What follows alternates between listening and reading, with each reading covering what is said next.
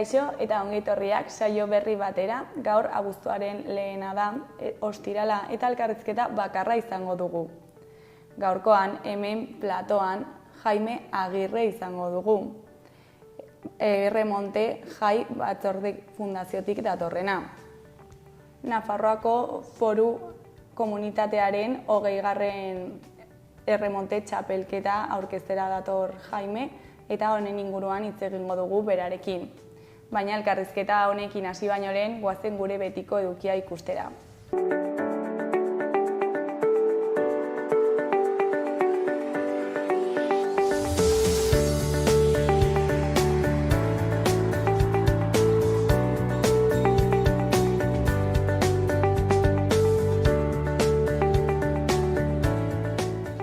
Goazen gaurko efemerideak ikustera.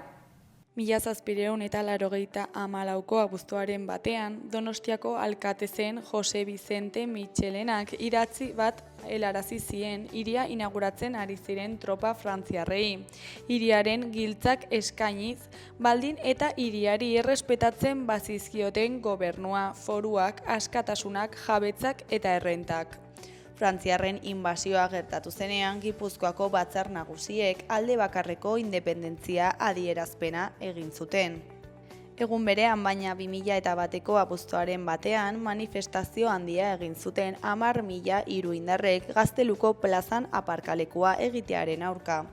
Uztailean hasi zituzten plaza azpian aparkaleku bat eraikitzeko lanak, aurrez jakinarazi gabe bertako zuhaitzak ebakita zituztenean. Herritarrek irailean galdeketa antolatu zuten eta 19.629 botoetatik 18.462 azaldu ziren lanen aurka. Lanetan aurkitu ziren aztarna arkeologikoek ere ez zuten aparkalekuaren eraikuntza gelditzea lortu. 2016ko abuztuaren batean, pailazo maltzurrez mozorratutako jendeak AEB mailako masa histeria fenomenoa eragin zuen. Dena film labur baten promozio kanpainak eragin zuen eta pailazo beldurgarriz jantzita AEB-tako eta Kanadako eskola inguruetan aurrak bahitzen saiatzen ari zirela zabaldu zen.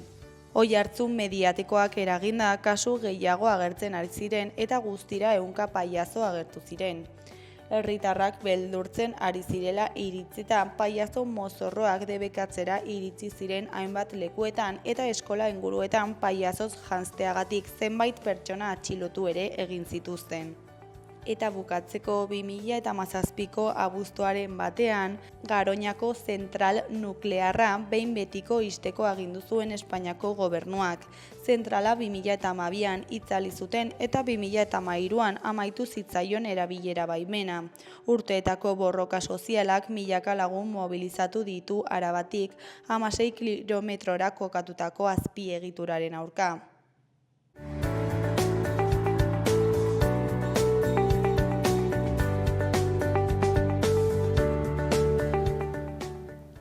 Ikus dezagun gaurko egunkarien azalek zer diote. Diario de Noticias egunkarian horrela dio lerroburu nagusiak. Gobernuak kanaleko ureztatzaileetako ur hornidura 15% murriztea proposatu du. Baliabide hidrikoak banatu nahi ditu. 57.976 hektarea ureztatzeko. Eskatu du esako volumen berriak esleitzeko Nafarroari handituta dagoenean.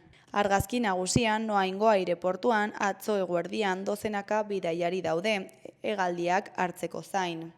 Honen titularrean opor exodo masiboa. Nafarroan 7% igo da hotelez kanpoko okupazioa. Hori kolorez nabarmenduta dauden hiru berrietan, alde batetik fosilatuen gorpuzkiak atera dituzte gesalazko muinainen. Beste alde batetik bizikleta elektrikoen zerbitzua mantendu du Iruñeak. Jarraian antzerkia, zinema, magia eta dantza 16 landa eremuetan. Eskuinaldean dagoen zutabean 5 albiste ditugu. Batetik parlamentuak obra publikoaren ikerketa erraldoia proposatzen du. Bestetik, euriborrak uztailean ukitzen du lorzoroa eta hipotekak hilean 120 euro inguru markatzen ditu. Euriborrak uztailean ukitzen du lurzorua eta hipotekak hilean 120 euro inguru merkatzen ditu. Jarraian, atzerapena zientzien fakultate berriko eskolen hasieran. Gainera, atxilotuta, aizkora batekin beste emakume baten etxean sartu ondoren Lekunberrin. Azkenik, Laxoa bihar jokatuko du final handia Donezteben. Diario de Navarra egunkarian honela dio lerroburu nagusiak. Serbi Navarrek zerdan zerbitzatzen zuen senide eta laguntzetako enplegu agentzia gisa. Santos Terdanen koinatu batek 61.000 euro kobratu zituen 4 urtean. Taldeek 100 izen proposatzen dituzte ikerketa batzorderako. Geoalkalik ukatu egin du Antxonek Txibiteren aurrean ordezkatu zuenik. Argazki nagusian desnutrizio zantzuak dituen ama bat eta bere haurra Gazako hirian desplazatuak hartzeko prestatutako eskola batean. Honen titularrean heriotza eta gose gehiago Gazan. Palestinaren onarpena jarraitzaileek irabazi dute, Kanadak, Portugalek edo Alemaniak planteatzen dute. Eskuinaldeko berrietan, batetik Txantreako elkarlaneko pisuetan irregulartasunak izan direla salatu dute. Bestetik aizkora batekin sartu da etxe batean eta emakume bat zauritu du Lekunberrin. Jarraian alerta datorren asterako baso suteen arriskuagatik. Goiko aldera bagoaz 3 berri daude. Lehenengoan, Kerkalik gaur irekiko du Lizarrako jaiak. Bigarrena, Zuniga despopulazioaren aurkako taberna eta denda. Azkenekoan, Iker Benitoren lesioak ez du merkatua aldatzen. Gara egunkariaren titularrean, Lakua era guztietako jarduera publikoak pribatizatzen ari da, kostu handian.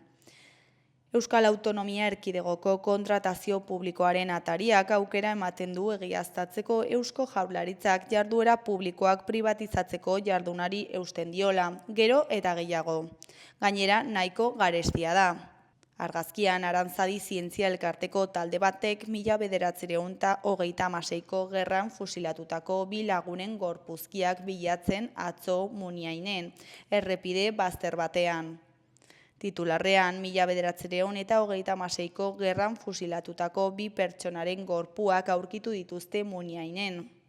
Ezkeraldean, goikoan, Josep Solanoren analisia dugu, Japoniak kolapso demografiko larria du.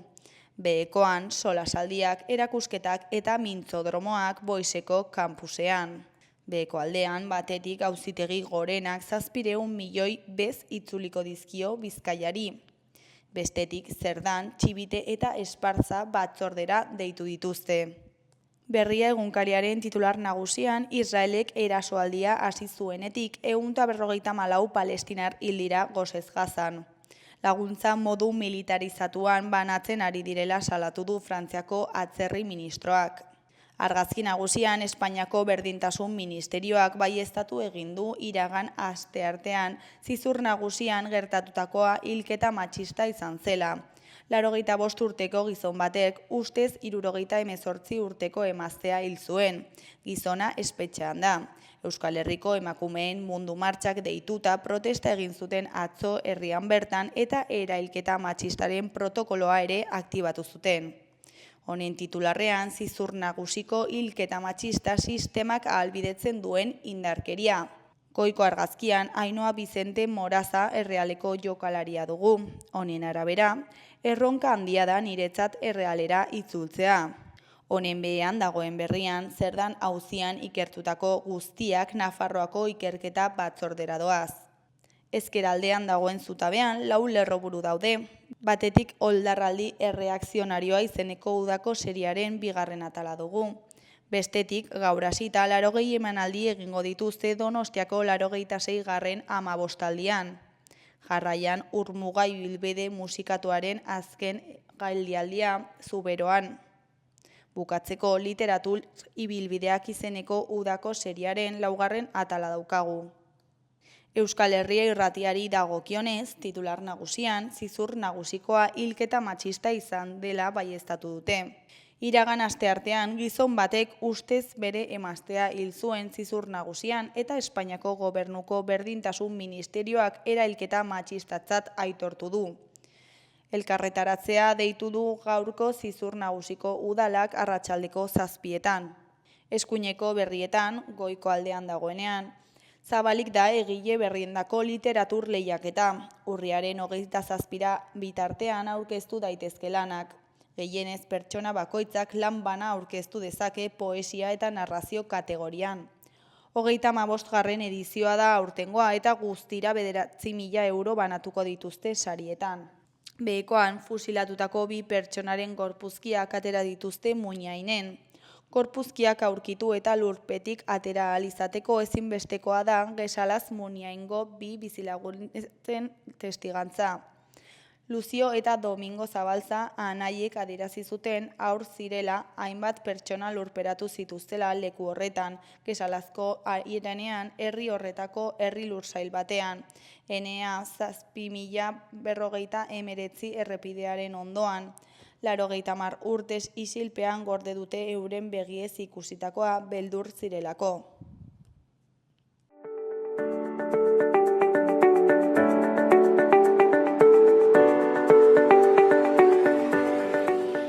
Gaurko, biharko eta igandeko eguraldiaren iragarpena ikusiko dugu orain. Gaur iparraldeko haizearen eraginpean jarraituko dugu eta haize horrek hodeiak ekarriko dizkigu beste behin. Une batzuetan zerua oso lainotuta egongo da eta euria egingo du han-hemenka iparraldeko eskualdeetan. Beste momentu batzuetan ostarteak zabalduko dira. Hegoaldean ateri eutsiko dio, baina Araban eta Nafarroa erdialdean tarteka zerua lainotuta ager daiteke. Temperaturan gorabehera handirik gabe jarraituko dugu. Larunbataren hasieran zerua lainotuta egongo da eta euri pixka bat egin dezake han-hemen ipar partean. Orduek aurrera egin ahala, ordea altxatuz joango da. Arratsaldean ateri egongo da eta ostarte zabalak gailenduko dira. Hegoaldean, egunaren hasieran lainoguneak izan daitezkeen arren, giro eguzkitsua nagusituko da. Iparraldeko haizea ibiliko da, arratsaldean ipar ekialdekoa eta tenperaturak antzera jarraituko du. Hegoaldean apur bat igo daitezkeen arren.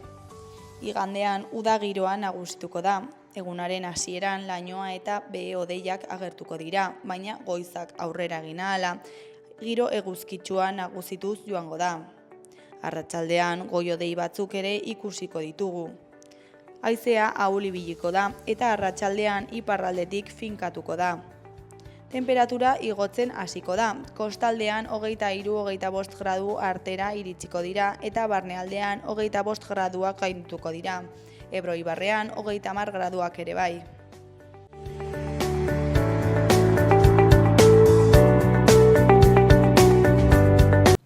Kaixo, lehen aipatu egun bezala, orain Jaime Agirrerekin gaude. Kaixo, zer moduz? Egunon oso ongi zuek ere bai. Bai, baita ere bai. Bueno, Nafarroako Foru Komunitateko 20. erremonte txapelketa hemen daukagu, ja ez?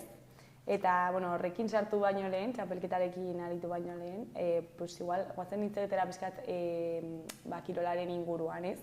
Hau, ezakit erremontea euskal pilotaren barruan sartzen den, ez? Ezakit modalitate baten modukoa hartu dezakegun, edo ez? Bai, pilotako modalitate guztiak hemengo dire, eta erremontea beste bada, ez? Gainera hemen erremontea jaio zen hemen, Nafarroan, Iruñan bereziki, eta bueno, hemengo modalitate bada, bai.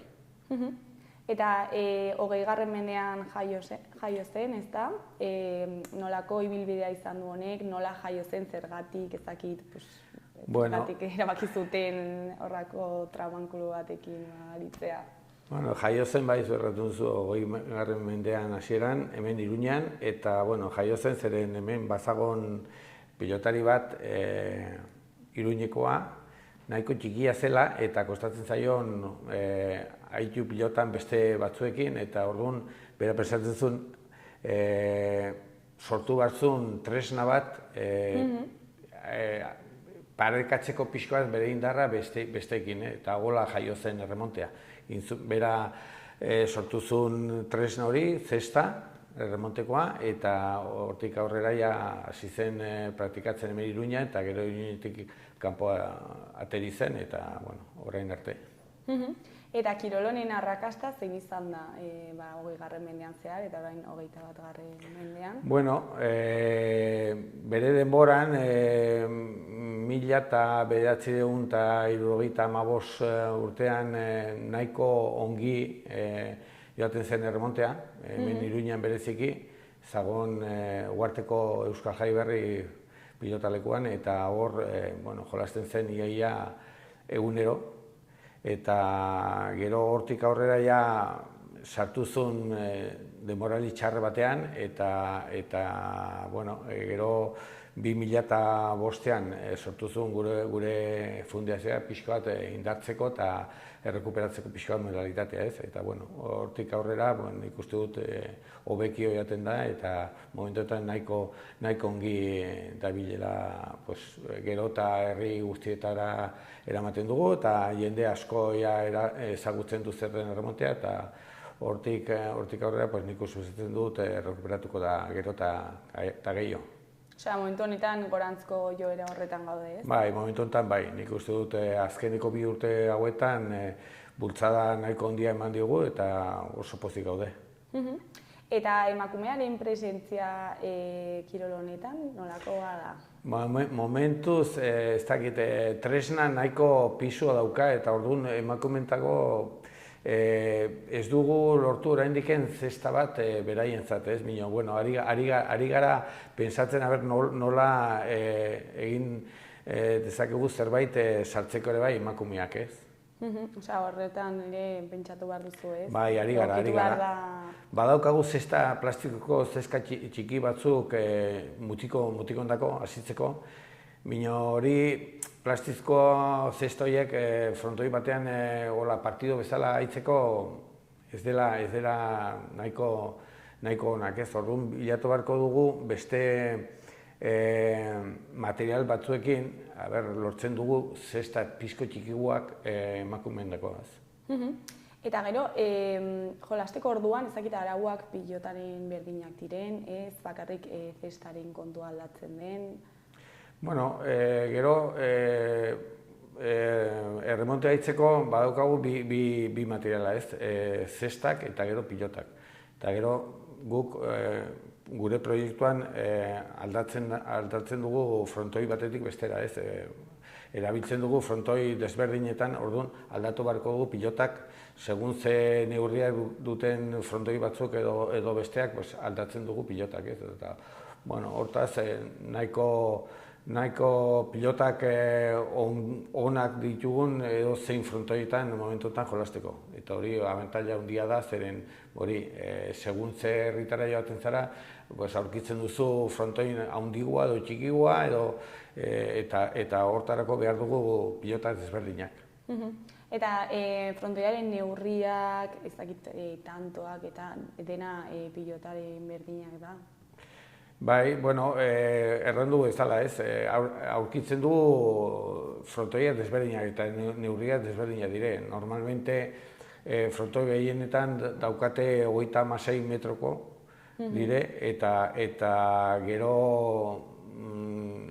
azkeneko urteetan egin dute polikildoio asko, eta hor ere frontoiak desberdinak pizko luzegoa. Orduan, ja badaukagu pilotako motak diferentiak frontoi guztietan erabiltzeko, ez. Eta binaka jolasten den kirola da, edo ere banaka jolastu daiteke? Bai, normalmente binaka jolasten da, ez. Gabonetako badaukagu txapelketa bat, banakakoa, baina normalmente urtean zehar jolasten dugu binakakoa, bai. Eta zuek antolatzen duzuen torneoan ere binaka, ez? Bai, orain arte antolatu 3 txapelketa, orain hasi beharko dugu laugarrenarekin, eta orain arte denak binakakoa dire, bai. Eta, ja txapelketarekin hasteko, noiz sortu zen txapelketa hau, 20. edizioa da aurtengoa, ezta? Bai, hau hasiko da bihar bertan, Sartagudan, eta gero hortik aurrera jan behar dugu 13 herritara. Orduan nahiko luzia da, hasten da errandu bezala bihar, eta bukatzen da urriaren 4an, eta jan behar dugu 13 herritara. Orduan, nahiko luzia, Eta errandu bezala aldatu behar dugu frontoin batzuetik bestetara. Remontisten dako, igual txapelketa zailena dau, zeren aldatu behar dute frontoi asko. Bino hortik aparte oso polita da, ez? Udean zerrar harrapatu behar dugu herri batzuk bestetan, eta ambientea oso polita da frontoetan, eta nik uste dut txapelketa hau hortarako oso ongi joanen da. Osea, frontoi aldaketa hori eragiten du txarrerako, ez? Ohitzen zara frontoi batean jolastera eta gero aldatzen dizute. Bai, hori da. Eta zergatik egiten hasi zen txapelketa hau? Zeintzuk dira pixka bat honen helburuak? Helburua nagusina da erremontea zuzenean gero eta herri gehienetara eraman, ez? Eta hortarako antolatzen ditugu olako txapelketak, ez? Eta nondik antolatzen da txapelketa hau, nork antolatzen du? Gero ere beste helburu bat dago, ez? Dirua solidario moduan ematen. Bai. Gu fundazioen publika bezala badaukagu bi helburu nagusinak, ez? Erremontea eramatea, gero eta herri gehienetara, eta gero formazio arlo hori bulkatzea, ez? Mutiko txikiak hasitzeko eta ezagutzeko modalitatea. Eta hortik aparte badaukago ere bai kolaborazioko hori helburu bat, ez? Eta kolaborazio hori normalmente egiten dugu Adanorekin. Orain arte, errandu bezala, antolatu ditugu 3 txapelketak, eta orain arte bildu ditugu 11.000 euro, pixko gehiago, eman diogu ja Adanori. Txapelketa honetan berriz ere bilduko ditugu dirua beraientzat, eta hori da beste helburu importantea da gure fundazioarena. Eta Adano zer da? Adano dela Asociación de Niños Enfermos de Cáncer de Navarra. Orduan guk aspaldi hasi ginen beraiekin kolaboratzen, eta daramagu 10 urte edo gehiago beraiekin kolaboratzen, eta guk oso pozik gaude, beraiek ere bai, zeren nahiko dirua biltzen ditugu beraentzat, eta gurentzat ere bai oso polita da olako asoziazio batekin kolaboratu, ez. Eta nola da horrelako txapelketa bat antolatzea? Zer da gauzarik zailena? Nola da? Da zaila da, mugitu beharko duzu asko, kontaktatzen dugu udal guztiekin, eta hortik ere bai erran beharko dugu udal aldetiken nahiko laguntza izaten dugu, ez? Beraiek ere bai laguntzen digute diru pixko batekin, eta gero presupuesto faltatzen zaiguna atetzen da gure presupuestotik, ez? Badaukagu laguntza bat Nafar gobernutik, eta gero badaukagu ere bai babesle batzuekin laguntzen, ez?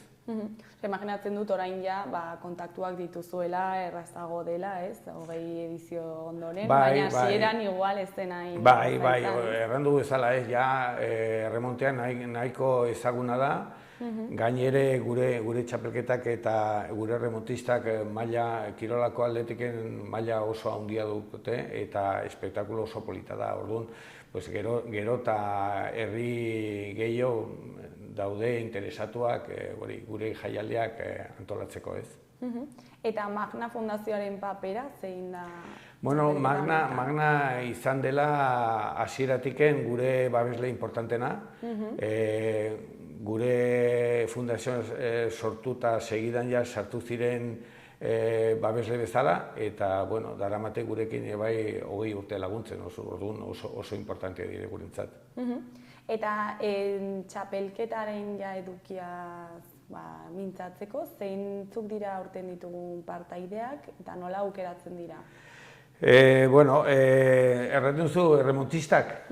Badaukagu akordio bat Nafarroko enpresa batekin, Remonte Iruña enpresa, Eta enpresa hortan daude 16 erremontistak eta beraiek antolatzen ditugu, ez?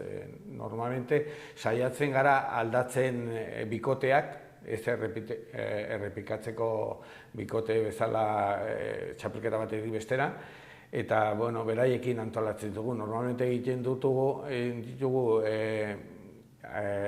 jaialdi guztietan 2 partida, bat hasitzeko, hor partida horietan haitzen dire erremontista gazteak, eta gero egiten dugu txapelketako eliminatoria bat, kanporaketa bat, eta hor parte hartzen dute erremontistak famatunak, ez. Eta aurten ze erremontista ditugu? Bueno, aurten betikoak, ez. Txapelketa honetan aurrelari bezala haitu behar dire Zeberio, Uterga, Matxin, Otxandorena eta Iturregi, eta atzelari bezala Jon, Errizabala, Barrikar, Otano eta Mitxeo. Denok oso ezagunak eta errandu bezala maila handiko erremontista dire. Eta beste urteetan aritu izan dira? Bai, normalmente, ari dire sartzen erremontista berriak, bino txapelketetan normalmente parte hartzen duten veteranoenak, ez? Maila handiena daukatena. Bino, pixkanaka, gaztiak ere bai parte hartzen ari dire eta txapelketa honetan bereziki bikote bat Iturregi Mitxeo oso gaztia dire, biek. Iturregi dauka 21 urte eta Mitxeo 20 urte, orduan, remontista berri horiek ari dire sartzen famatuekin, ez? Eta ez dakit favoritoren bat dagoen, urteetan zehar irabazi duenak? Hori oso zaila da esatea, zeren guk saiatzen gara bikoteak oso parekatuak montatu, orduan nahiko parekatuak daude bikote guztiak. Takik agian igual Zeberio eta Jon eta Otxandorena Otano igual bi bikote horiek igual maila pixko handiko izanen dire, bino gero olako txapelketa batin hain luz eta hainbeste frontoiak ari zen oso zaila esatea azkenian nor irabazi behar duen. Guk saiatzen gara parekatu asko bikote bezala eta bukatu arte hori manteitu txapelketa emozio pixko bat egin, ez? Osea, bikoteak ez dira finkoak, baizik eta txapelketa bakoitzean. Aldatzen ditugun bikote guztiak txapelketatik bestera. Eta aldatzen da asko, segun norekin jolasten duzun, ezakit bakoitzaren kalitatea edo... Bai, kauk aldatzen da, eta segun ze karakteristika duten remontista bat edo bertzea, igual atetzen da bikote hobia, zeren igual baldin badukazu aurrelaria oso jotzale edo atzean saltatzen da jokoa. Baina, nik uste dut denok oso ongi jokatzen dute elkar eta beraiek igual zaie batekin edo bestekin jolastu, ez? Eta beti kopuru berdina dago, bikote kopuru berdina, txapelketa honetan? Bai, kopuru berdina, bai. Eta zergatik hautatzen dituzue 5 bikote? Nola txapelketa oso luzea da eta bizitatu behar ditugu herri asko, beharko ditugu 5 bikote ligila bat egiteko, eta lehenengo ligila horretin nola jan behar ditugun 10 herritara behar ditugu 5 bikote denok beraien artin jokatzeko. Eta nola aukeratzen dira herriak, ze urtez urte aldatzen dira, ez? Herriak aukeratzen dugu, guk principios badaukagu akordio bat con la Federación Navarra de Municipios y Consejos, eta beraiek ere bai, zabaltzen dute gure aukera, udal guztiekin, eta gero guk bidaltzen dugu e-mail bat udal guztiei, eta gero beraiek jartzen dire gurekin harremanetan, ez? Hitz egiteko. Orduan, edozein udala sartzen alda gure txapelketetan, eta gainere guk hori saiatzen gara, ez? Nafarroko herri guztitara joan, eta zona guztitara. Orduan, printzipioz joaten algara edozein tokitara. Baina izan behar ditu frontoiak ezaugarri batzuk. Bueno, karo, remonteak jolastu beharko ditugu frontoiak itxita eta neurri batzuekin, ez? Sobera txikia ezin dugu jolastu zeren, bueno, pilota joaten da oso azkar eta behar dugun gutxienez hogeita malau metrotik aurrera, ez? Txikienak ezin dugu jolastu. Orduan, bueno, hori behar dugu karakteristika batzuk, ez? Itxita, gero behar dugu ere bai sare bat babeslea protekzio pixua izateko eta frontoin batzuetan ez dute sarerik minugu baditugu bi sareak jartzeko. Orduan, hortik ez dugu problemik. Behar dugu neurri batzuk eta gero frontoin itxita. Hortik aurrera ja... Eta itxita zergatik izan behar da? Zeren,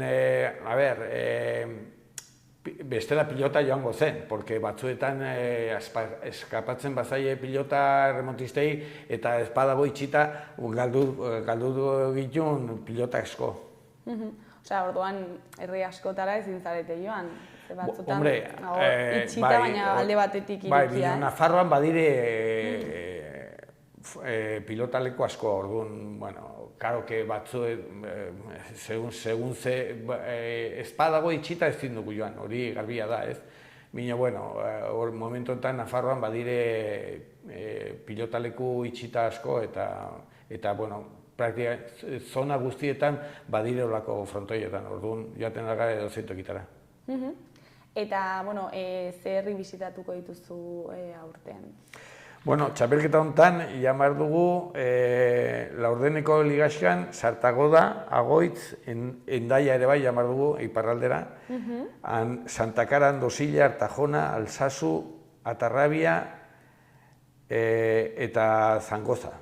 Eta gero, erdifinaleko ligilan, Los Arcos, Irunberri, Lodosa eta Iegi.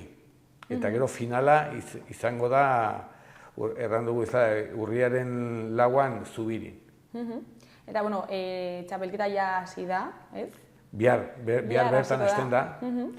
Eta, bueno, ja hortik aurrera ja astebururo izango ditugu partidak. Eta gutxi gora bera noiz bukatzen da? Bukatzen da urriaren lauan. Osea, luzea da. Haukagu 2 hilabete oso-osorik jolasteko. Eta nola da sortzen den giroa? Bueno, giroa normalmente oso polita da, ez? Zeren errandu bezala, herrietan joaten garen batzuek daude herriko bestetan eta hori nabaritzen da frontoian, ez? Eta gainere, azkeneko urte hauetan nola debutatu dire rebostista batzuk oso gazteak, ari gara berritzen zalek ere bai, ez? Eta hori nabaritzen da, gazteak batzen dute beste ambiente bat frontoietan, eta bueno, hori nabaritzen da. Osea, festa giroa ere... Festa giroa eta gero hori gazten giroa ere ez. Eta sarrera dago bertara, osea, partidoak ikusteko? Bueno, sarrera bezala ez daukagu, zeren Fundazioen Zenemeluko garelako ez dugu kobratzen sarrera. Bakarrik eskatzen dugu doaintza bat hori zale guztietara, eta diru guztia biltzen dugun joaten da zuzen adan hori. Osea, hori da finantzatzeko modua, ez? Bai, finantzatzeko adan hori. Osea, hori izan dut. Bai. Eta, bueno, ez dakit zer espero duzue aurtengo txapelketaz, nola aurre ikusten duzu? Bueno, espero dugu beti bezala jende asko joatea pilota leku guztitara eta bueno, kirol aldetiken, atetzen den txapelketa parekatu bat, oso parekatua, eta gero azkenin, lortzen dugu bildu diru asko adanentzako. Eta txapelketaren bizitza, nola ikusten duzu luzea, ez? Bueno, ikusten duzu bezala, badaukagu ja 20. edizioa, osea, pensatzen du txapelketa hoia oso ongi finkatua dago urtean zehar eta segituko du. Espero dugu urte asko. Eta ezakit gauzak hobetzeko edo modalitate Bueno, hobetzeko beti saiatzen gara hobetu gauzak, ez? Aldatzeko ezain beste. Bueno, finalean adibidez, eramaten dugu beste kontenido batzuk. Aurten adibidez, eraman behar dugu itungo joaldunak. Gero ere eraman behar dugu nesken txaranga bat, goxo txaranga, hemen Iruñekoa da. San Ferminiko txapelketaretan jatorri ziren finalera. Eta, bueno, beti saiatzen gara sartu beste kontenido batzuk, hobetzeko, ez? Eta ja, etorkizun luzera begira, ezakit neskin txapelketa bat antolatzerik dagoen, ez? Bueno, ja badaukagu ja urte asko txapelketa berberarekin, ez? Azten gara Labriten, Urtsailan, Iruñako Alde Zaharreko txapelketarekin, gero badaukagu Udaberrikoa, San Ferminikoa, orain hau, Nafarroa Foro Komunitarreko txapelketa, gero izan dugu binakako txapelketa eta azkenin Gabonetan egiten dugu banakako txapelketa. Orduan, gehiago ez dugu, hilabete gehiago txapelketak antolatzeko. Segituko duguekin eta gero hortik aparte eskatzen badigute jaialdi suelto batzuk edozein herritara, saiatzen gara joatea bino. Ez daukagu ja egun asko zerbait gehiago antolatzeko. Eta, bukatzeko, Jaime, ezakit zerbait gehiago komentatu nahi duzu, jendeari zerbait esan, animatu? Hori da, bakarrik hori, animatu jendeari etortzeko frontoitara, zeren, espektakulo oso polita da, oso espektakularra, eta gainere, hori,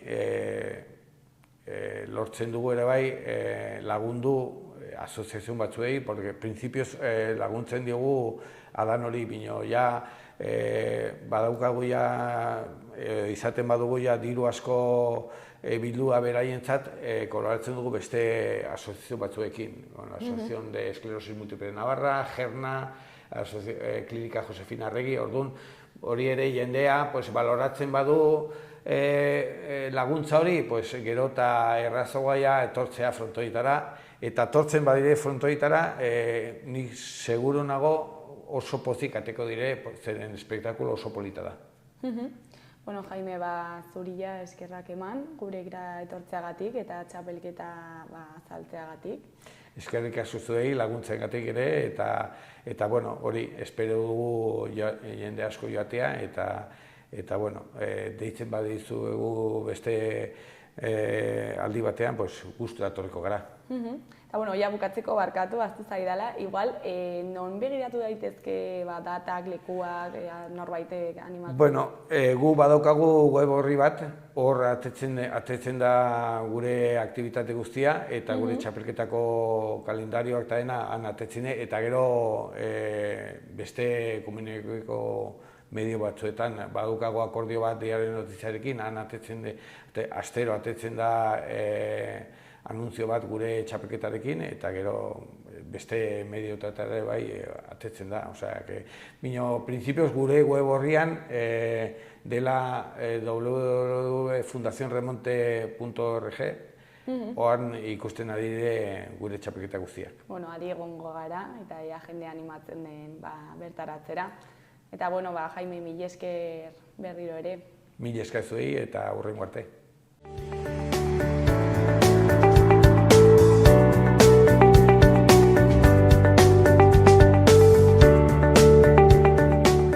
Gaurkoz hau izan da dena, astelehenean itzuliko gara eduki eta elkarrizketa berriekin. Asteburu ona pasa, agur!